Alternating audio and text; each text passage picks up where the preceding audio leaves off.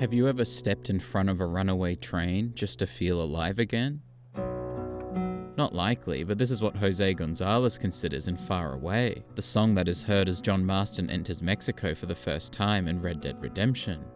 And while these lyrics, and especially those that follow, feel particularly relevant and poignant in the context of John's story, these opening ones can't help but remind me of the history of Mexico.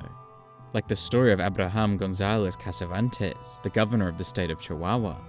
In 1913, in the midst of the Mexican Revolution, he was arrested, put on a train, taken about 64 kilometers south of the capital, and murdered. The official statement said that rebels had attacked the train and he had been killed in the crossfire.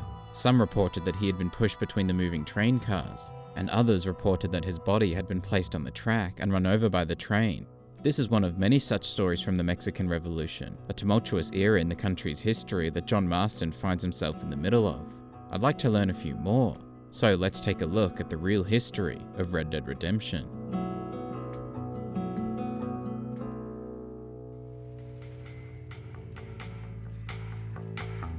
The Mexican region in Red Dead Redemption is known as Nuevo Paraíso, Spanish for New Paradise, not too dissimilar from Nuevo León, a real state in northeastern Mexico.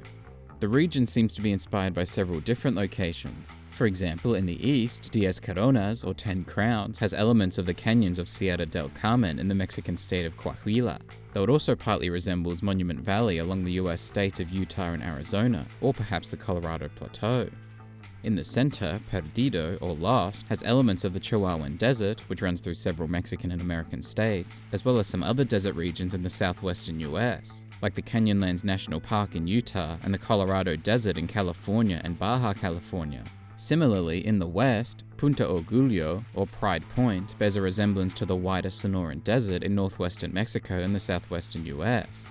Some have also suggested that the mountains surrounding Nuevo Paraíso were inspired by the Sierra Madre Occidental, the mountain range that runs along the Pacific coast of Mexico. One of John's first missions in Mexico is in the town of Chuparosa, which translates to hummingbird in Spanish. It's also the common name for a species of shrub found in northwestern Mexico and the southwestern US. In this mission, John encounters a trio of bandits. Hey, gringo!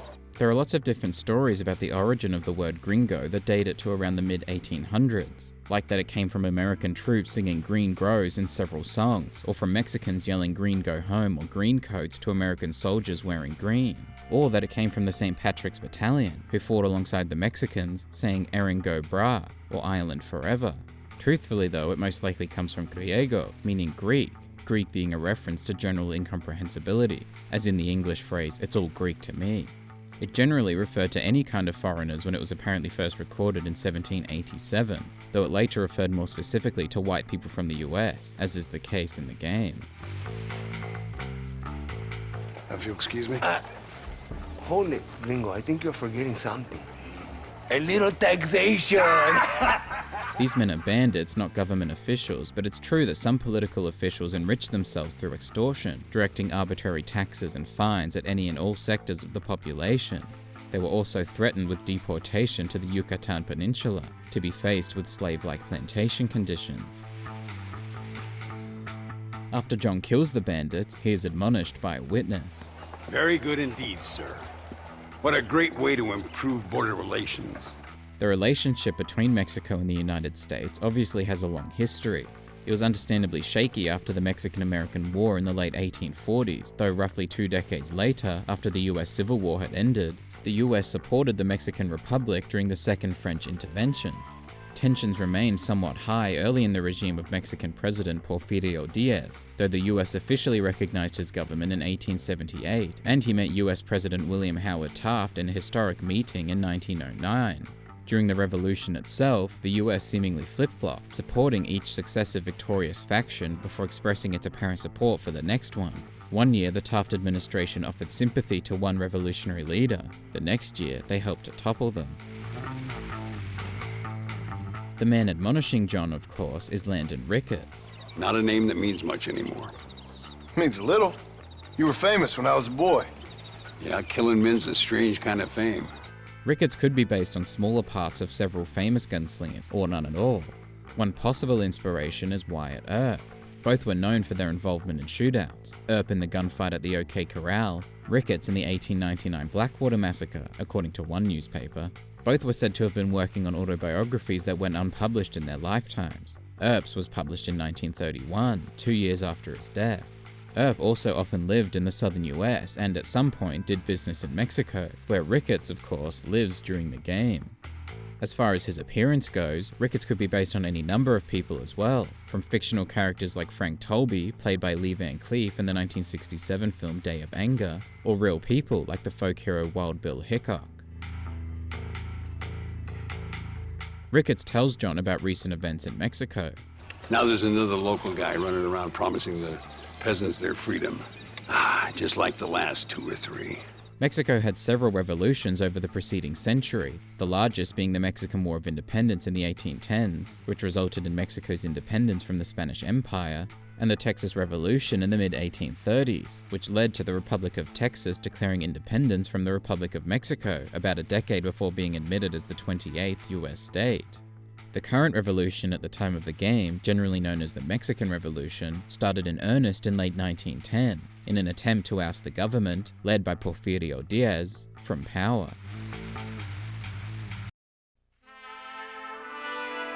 In another mission further to the west, John meets some of the leaders of the local government. Importantly, not all fictional leaders in Red Dead Redemption have obvious or perfect real-life counterparts, though there are often interesting similarities to note. There was much political turmoil in Mexico at the time, as evidenced by the revolution itself. As mentioned, the incumbent president when the revolution began was Porfirio Diaz, who was in the role for more than 30 of the 34 years after seizing power in a military coup in 1876. His period in office has become known as an authoritarian dictatorship dubbed the Porfiriato. In the game's universe, he appears most similar to Francisco Ramirez Torres, who also took over in a coup in 1876, as discussed in Red Dead Redemption 2. After Diaz's resignation and a brief interim president in 1911, the Mexican people elected Francisco Madero, the man who essentially started the revolution. In the game, he's perhaps most similar to Abraham Reyes, the leader of the rebels in Mexico. They both came from wealthy families, and both were later criticized for lack of follow-through on their promises. More on him later. Madero was overthrown by Victoriano Huerta, who had rejoined the army under Diaz's presidency and worked to crush the rebellion during the presidency of Madero before overthrowing him.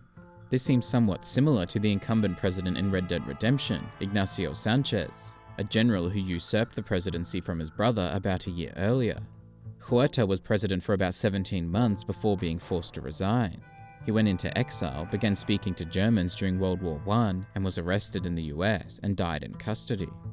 Sanchez may also physically resemble Huerta or Diaz, but it's difficult to say since his only depiction is artistic, in posters that bear some resemblance to those of José Guadalupe Posada's cartoons from early in the Mexican Revolution. Interestingly, a character in the game who does somewhat resemble Huerta is the local leader, Colonel Agustin Allende. Some suspect his name may be based on 2 Chilean leaders of the 20th century, Augusto Pinochet, the dictator who ruled from 1973 to 1990, and Salvador Allende, his immediate predecessor, who served from 1970 to 1973. In this mission, John speaks to one of Colonel Allende's subordinates, Captain Vicente de Santa. My country is in pain, John Marston. Terrible pain. The rebels have seized the people by the throat and destroyed a way of life. In Mexico at this time, Diaz had maintained power over the decades through suppression of his opponents, but opposition to his leadership grew larger in the early 1900s. In the state of Chihuahua, for instance, where the 1908 economic depression had hit harder than most, the pre-revolutionary stage was heating up. Francisco Madero had declared his intention to face Diaz in the 1910 elections, and the local economy was suffering. Food prices increased thanks to poor harvests, mines were shut down as copper and silver prices dropped, and to compensate, the governor raised taxes, punishing the very people who needed help the most. Depending on who was asked then, perhaps it was less that the rebels seized the people, and more that the establishment had lost them, allowing the revolution to grow. Coronel Landon, he's trying to preserve the order in our province, to keep our civilization alive. Diaz certainly tried to preserve control too. In 1910, Madero, Diaz's primary opposition, was arrested. In the election, meant to be the first free election of his presidency, Diaz won in a landslide with almost 99% of the vote, and as a result, Madero called for armed rebellion, sparking the Mexican Revolution. Towards the end of this mission, John stops the train before it reaches a bridge that has been destroyed by rebels using dynamite. That this was a tactic used by the rebels is entirely unsurprising. The disruption of railway lines was consistently a goal of basically every revolutionary group during the revolution. The railroads were the principal means of transporting supplies, munitions, and troops on both sides, so the fighting was consistent. In 1916, it was written that nearly every railroad in Mexico is a physical wreck from every point of view. Stations and freight yards everywhere have been burnt, blown up, and wrecked. Bridges and track ruthlessly dynamited. Thousands of cars and locomotives utterly destroyed, and untold damage caused in every conceivable way.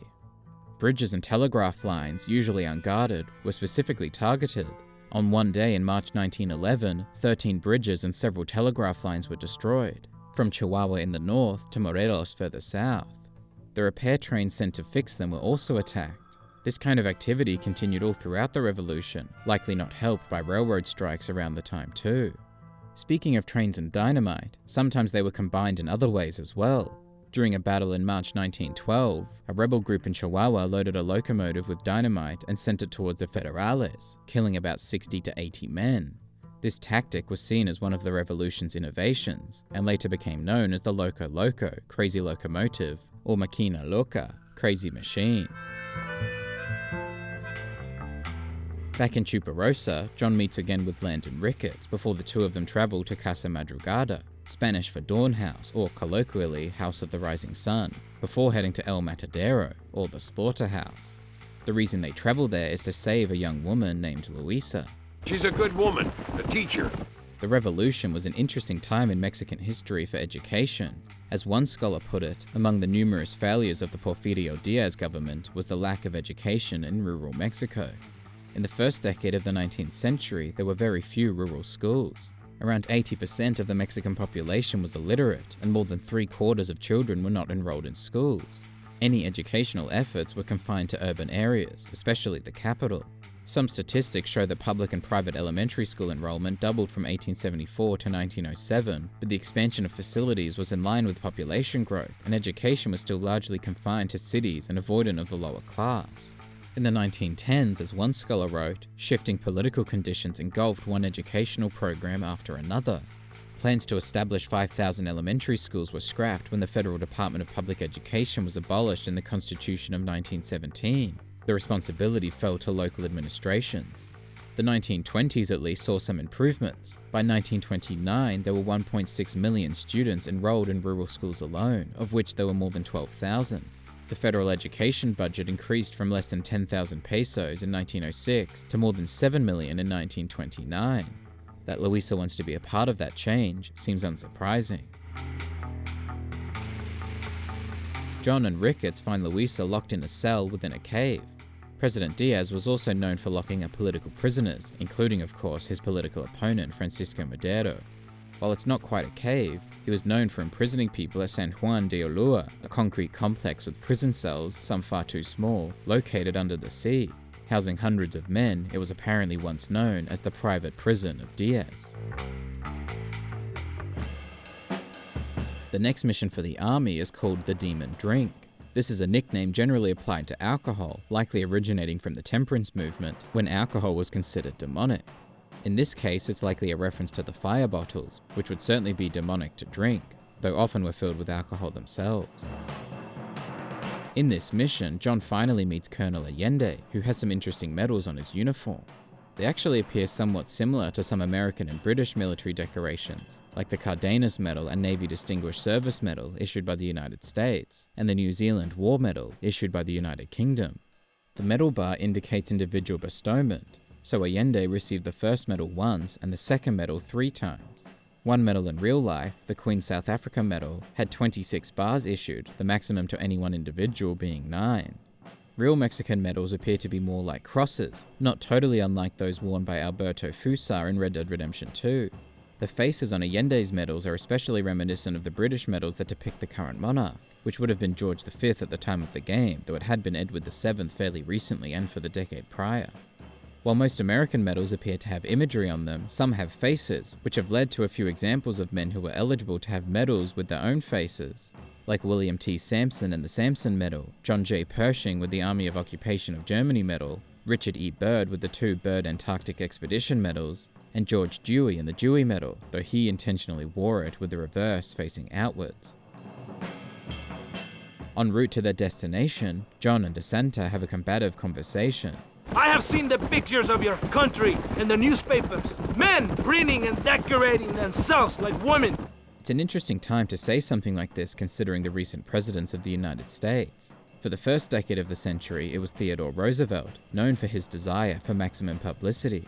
He created the first permanent space for journalists in the White House and frequently used the press to proclaim and promote his leadership and authority.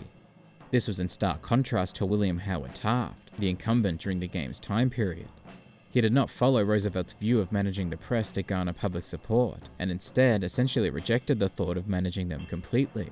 Journalists had no presidential events, speech transcripts, or briefings, so instead, they turned to publishing rumors about the president and the words of his opponents, which only irritated Taft more, pushing him further into the belief that he had been right to ignore them.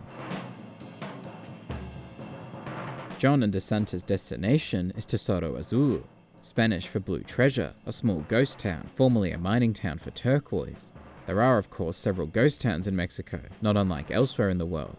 One particularly notable one is Ojuela in the state of Durango.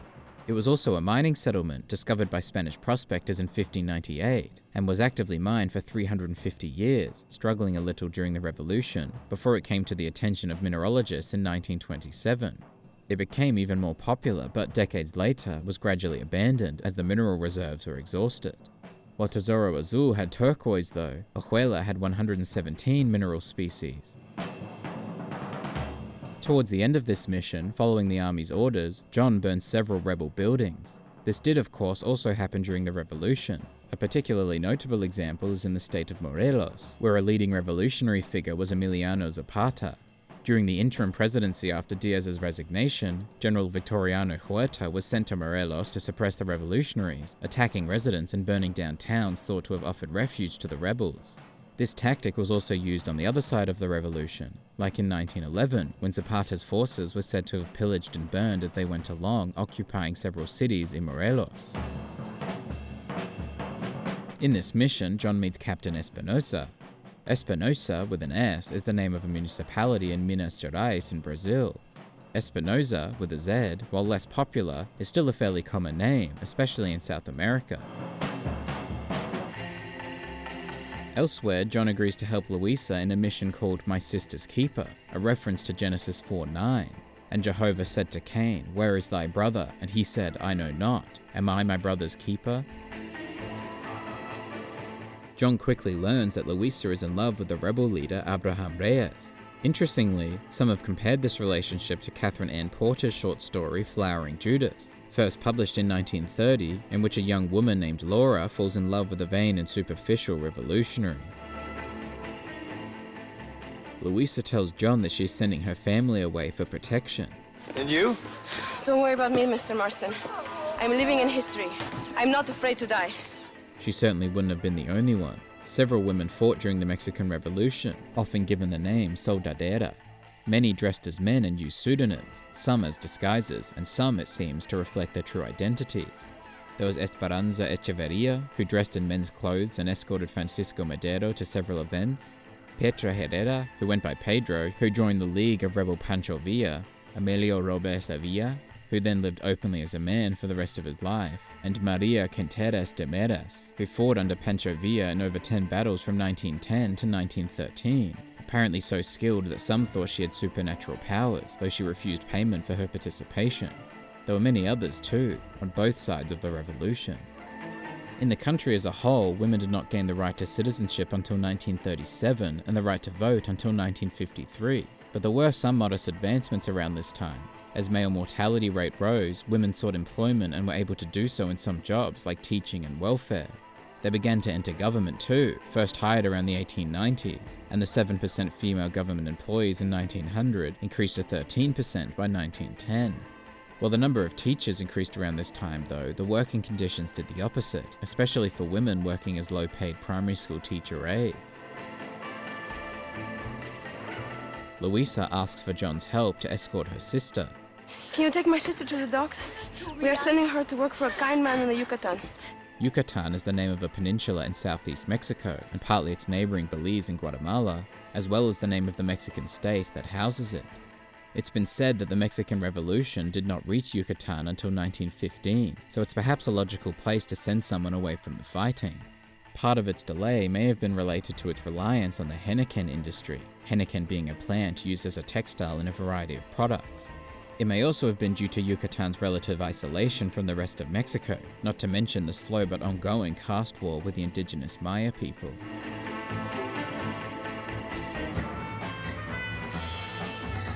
Back in Chuparosa, John plays poker with Landon Ricketts, but he is accused of cheating. Let's calm down. There must be some mistake.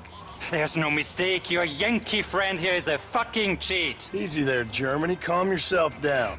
Muller's presence here isn't entirely unsurprising. There were quite a few Germans who migrated to Mexico around this time. In 1883, Germany was among the first countries deemed a most favored nation by Diaz, and several Germans moved to Yucatan during the henequen boom in the late 19th and early 20th centuries. The Soconusco region in Chiapas in southeastern Mexico was colonized in the late 19th century by Diaz's government, and thanks to incentives offered by the government, many Germans bought land there, continuing cultivating coffee from around 1890. By 1900, it was said that Germans owned or managed 3/4 of the coffee groves in Soconusco. Interestingly, Muller appears to have at least one differently coloured tooth, maybe just a rotten one, but likely a golden tooth. Some believed the first use of gold in dentistry dated back to ancient Egyptians. 2 teeth woven together with gold wire have been dated to around 2500 BC in Giza. However, others have suggested that it's more likely that the teeth were wired after falling out and worn as a chain instead.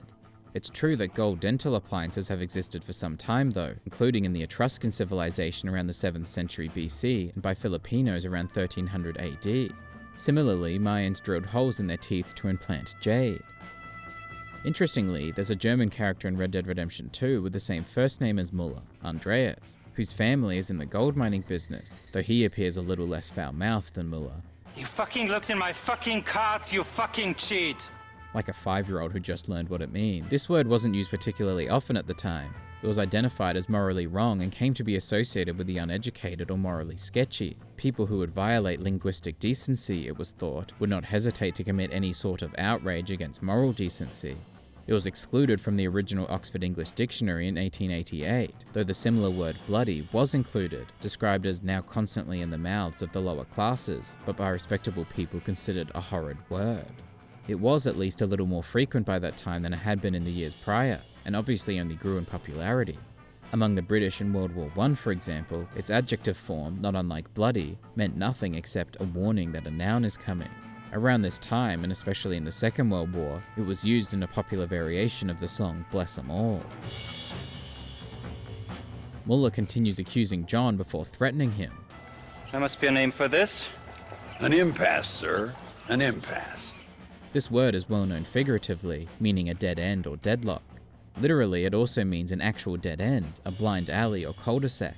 It comes from the French word impasse, meaning the same thing, which apparently originates around 1763 by Voltaire, who coined it as a euphemism for cul-de-sac, which seems fitting as there is a private road in Paris called Impasse Voltaire, essentially meaning Voltaire cul-de-sac. After a brief gunfight, John and Ricketts are the 2 survivors. You tourists certainly bring peace and prosperity to this land. The general idea of peace and prosperity is nothing new, but one interesting and early use of this exact phrase is by the English philosopher John Locke. The end of civil society is civil peace and prosperity. Locke is important elsewhere in the history of the US. Other words by him apparently influenced Thomas Jefferson's drafting of the Declaration of Independence. In another mission, John joins the army in attacking the rebel stronghold at Torquemada. This word, meaning burnt tower, is also the surname of several prominent Spanish people, especially around the 14th to 17th centuries. It's also the name of a municipality in Palencia in Spain. Visually, Torquemada bears a striking resemblance to the three mesas located in the Hopi Reservation in Arizona, especially the first mesa, and in particular the village of Walpi. A stone complex inhabited for hundreds, if not over 1,000 years, Walpi consists of stone buildings essentially built into the mesa, almost giving the appearance of growing out of the ground itself. After they take back Torquemada, the army execute the remaining group of rebels and let their bodies fall off the cliff. Death by firing squad was not uncommon for revolutionaries during the Mexican Revolution. Margarita Ortega, who fought against the Diaz and Huerta governments, was killed in 1913. Fortino Samano, first-rank captain under future president Venustiano Carranza, was executed in 1917, and Felipe Angeles, who served with Pancho Villa, was killed in 1919. The army weren't the only ones who used this method. Rafael Monroy and Vicente Morales, early Latter-day Saints church members, were killed by Zapatistas in 1915. There were many examples in the century preceding the game too, particularly of notable figures. Leaders of the Mexican War of Independence in the 1810s, the first Emperor of Mexico in 1824, the second Emperor of Mexico in 1867 alongside the President and General, and a peasant rebellion leader in the late 1860s. One particularly interesting case, though, is of Wenceslao Miguel, a soldier who fought under revolutionary leader Pancho Villa. In 1915, Miguel was apparently shot 8 or 9 times in the body, then one final time in the head, but survived. How he survived is unclear, there are conflicting tales, but he appeared on the Ripley's Believe It or Not radio show in 1937, and had his story told elsewhere before dying in 1976, at the age of 79. In Mexico, John has found himself participating in both sides of a conflict in which he has no real stake nor interest, but his wide participation allows for an interesting look at the real history that inspired the in-game events. And he's still not done. He has a few more characters to meet in his time in Mexico, especially those leading and participating in the revolution. And in getting to know them, we'll get to learn more about the real history behind it all.